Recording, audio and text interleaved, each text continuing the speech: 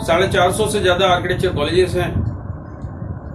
On an average तकरीबन 20,000 fresh architecture graduates भविष्य में इन आर्किटेक्चर कॉलेज से निकलने वाले हैं।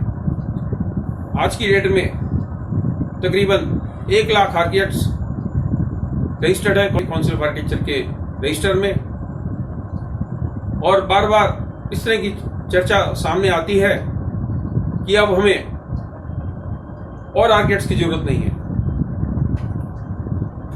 बहुत सारे लोगों की एक मान्यता है कि 1 लाख आर्किटेक्ट्स में से 50 से 60% आर्किटेक्ट्स ऐसे हैं जिनको या तो रोजगार नहीं मिल रहा या उनको जो तनख्वाहें मिल रही हैं, जो सैलरीज मिल रही हैं, वो बहुत कम है। लोगों का कहना है कि अगर और आर्किटेक्चर कॉलेजेस खुलते रहे, हर साल आर्किटेक्ट्स की संख्या बढ़ती रही, तो जो एग्जिस्टिंग आर्किटेक्ट्स हैं उनके लिए रोजगार मिलना और कठिन हो जाएगा। वास्तव में ऐसी बात जो लोग कहते हैं वो लोग तथ्यों से परिचित नहीं है। सारे देश में निर्माण कार्य हो रहे हैं, चाहे 70 गज का मकान हो, चाहे 70,000 स्क्वायर मीटर का एयरपोर्ट। हर निर्माण कार्य के लिए एक्सपर्ट कंसल्टेंट्स की जरूरत है। 1 लाख आर्किटेक्ट्स की संख्या जिन लोगों को बहुत बड़ी दिखाई दे रही है, उन लोगों को शायद ये बात नहीं मालूम कि 20 लाख से ज्यादा सिविल इंजीनियर्स आज की तारीख में आर्किटेक्चर के व्यवसाय में या भवन निर्माण के व्यवसाय में जुटे हैं। ये 20 लाख की फिगर मेरी बनाई हुई नहीं है। सिविल इंजीनियर्स की एसोसिएशन ने अपना एक पत्र लिखा है मंत्रालय को, जिसमें उन्होंने आर्किटेक्ट एक्ट में सेक्शन 37 के प्रपोज्ड अमेंडमेंट का विरोध किया है। सिविल इंजीनियर्स की एसोसिएशन अपने पत्र में इस तथ्य को सामने रख रही है कि अगर आर्किटेक्चरल सर्विसेज पे सिर्फ आर्किटेक्ट्स का एकाधिकार हो गया तो जो 20 लाख सिविल इंजीनियर्स देश भर में भवन निर्माण के कार्य में जुटे हैं वो बेरोजगार हो जाएंगे। अगर 20 लाख सिविल इंजीनियर्स आज के दिन साल 2021 में भवन निर्माण कार्य में जुटे हैं, अपना रोजगार हासिल कर रहे हैं, तो कोई ऐसा कारण नहीं है कि 1 लाख आर्किटेक्ट्स को रोजगार ना मिल पाए या आने वाले समय में 2 से 3 लाख नए आर्किटेक्ट्स को रोजगार ना मिल पाए। आज इस बात की ज्यादा जरूरत है कि आर्किटेक्चर के बारे में देश में लोगों को अवेयरनेस हो और धीरे धीरे करके उनको समझ में आए कि आर्किटेक्ट का कार्य सही रूप से वही लोग कर पाएंगे जिनको एक विशेष प्रकार की ट्रेनिंग आर्किटेक्चर कोर्स के तहत दी गई है। जब आर्किटेक्ट्स की संख्या देश में बढ़ेगी तब जनसाधारण को इस बात का आभास होगा कि सिविल इंजीनियर्स द्वारा बनाए गए भवनों में और आर्किटेक्ट्स द्वारा बनाए गए भवनों में क्या अंतर है। बड़ी संख्या में ड्राफ्ट्समैन, कैड ऑपरेटर देश में काम कर रहे हैं जो किसी न किसी प्रकार से सो कॉल्ड नक्शा या प्लान बना पाते हैं। उनको ना ओरिएंटेशन के बारे में पता होता, ना क्लाइमेट के बारे में पता होता, ना आर्किटेक्चर के अन्य गुण दोषों के बारे में पता होता।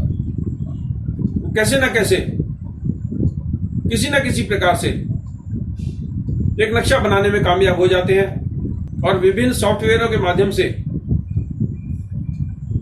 उसका 2D या 3D व्यूज क्रिएट कर पाते हैं। रंग बिरंगे 3D व्यूज देख के एक आम आदमी अपने भवन की वैसी ही कल्पना करना लगता है और उसको लगता है कि ये जो भवन का डिजाइन जिस कैड ऑपरेटर ने या ड्राफ्ट्समैन ने या सिविल इंजीनियर ने बनाया है ये मेरे लिए उपयुक्त है। मैं 1980 से भवन निर्माण की पुस्तकें लिख रहा हूं और उन पुस्तकों में मैंने बार बार ये बात कही है कि एलिवेशन से ज़्यादा अहमियत प्लान की है। प्लान यानी घर का नक्शा ये बात तय करेगा कि कमरों का आपसी तालमेल क्या हो, किस प्रकार से दरवाजों खिड़कियों की व्यवस्था हो, किस प्रकार से सन एंगल को ध्यान में रखते हुए रोशनी और हवा के आवागमन की व्यवस्था हो। और यही बात बड़े भवनों पर भी लागू होती है, चाहे वो स्कूल हो, हॉस्पिटल हो, शॉपिंग मॉल हो, सिनेमा हॉल हो, एयरपोर्ट हो, शॉपिंग कॉम्प्लेक्स हो। आप इंडिया हैबिटेट सेंटर को देखिए, इस तरह के और ढेरों भवन हैं। आईआईटी दिल्ली को देखिए, आईआईटी बॉम्बे को देखिए, आईआईएम अहमदाबाद को देखिए। जो इमारतें जो भवन आर्किटेक्ट्स ने डिजाइन किए हैं, उनकी कल्पना अगर आप करें कि वो सिविल इंजीनियर्स या ड्राफ्ट्समैन या कैड ऑपरेटर बनाते तो क्या बनाते। दोस्तों, आज इस बात की सख्त जरूरत है कि सारे आर्किटेक्ट्स एकजुट हों, इस बात को समझें कि हमें जनसाधारण से ज्यादा जुड़ के उनको आर्किटेक्ट्स के बारे में, आर्किटेक्चर के बारे में, भवन निर्माण के बारे में, बिल्डिंग कंस्ट्रक्शन के बारे में अधिक से अधिक जानकारी प्रदान करनी है और जनसाधारण को ये बात समझ में आए कि जो 20 लाख सिविल इंजीनियर्स का इतना बड़ा समूह है या इतनी बड़ी संख्या में कैड ऑपरेटर या ड्राफ्ट्समैन काम कर रहे हैं, उन पर जाने की बजाय वो अपने शहर में आर्किटेक्ट को तलाश करें। उस आर्किटेक्ट को जिसको 5 साल की विशेष प्रकार की ट्रेनिंग आर्किटेक्चर कॉलेज में प्रदान की जाती है, उस आर्किटेक्ट को जो निरंतर 5 साल तक आर्किटेक्चर की विभिन्न बारीकियां सीखता है।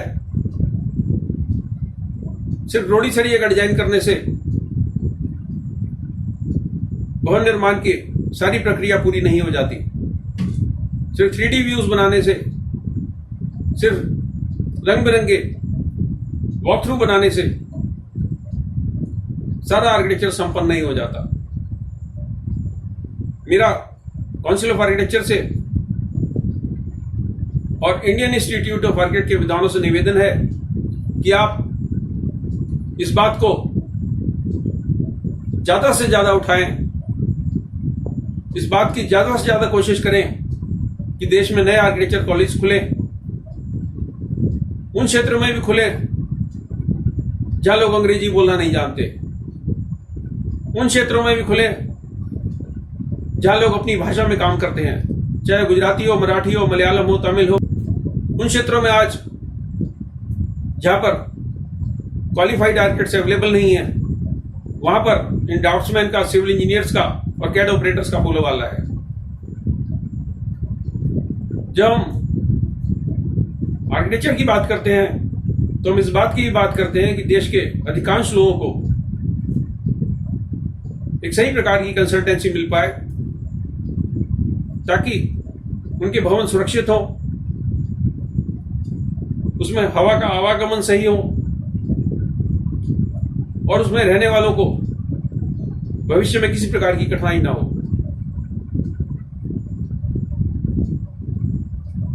एक विशेष प्रकार की महामारी ने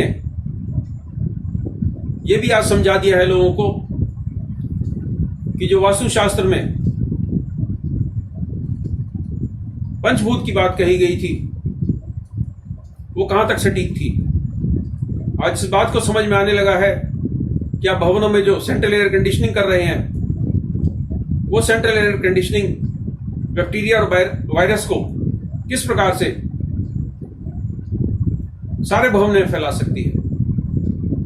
आज फिर इस बात की जरूरत महसूस की जाने लगी है कि ग्रीन बिल्डिंग्स का तात्पर्य वो बिल्डिंग्स नहीं है जहां पर सिर्फ ईसीबीसी का कंप्लायंस हो रहा हो। ग्रीन बिल्डिंग्स का तात्पर्य वो बिल्डिंग्स है जिसमें प्राकृतिक हवा और रोशनी का समावेश हो। आज नए सिरे से भवन निर्माण को, आर्किटेक्चर को, ग्रीन बिल्डिंग को, ईसीबीसी को दिशा देने की जरूरत है। दोस्तों, आप इस पर विचार करें और अपनी राय से हमें अवगत कराएं। वीडियो के कमेंट बॉक्स में लिखें कि क्या 20 लाख इंजीनियर्स के मुकाबले में आर्किटेक्ट्स की बड़ी संख्या खड़ी करना चाहते हैं या चलते हुए आर्किटेक्चर कॉलेज को बंद करना चाहते हैं। नमस्कार।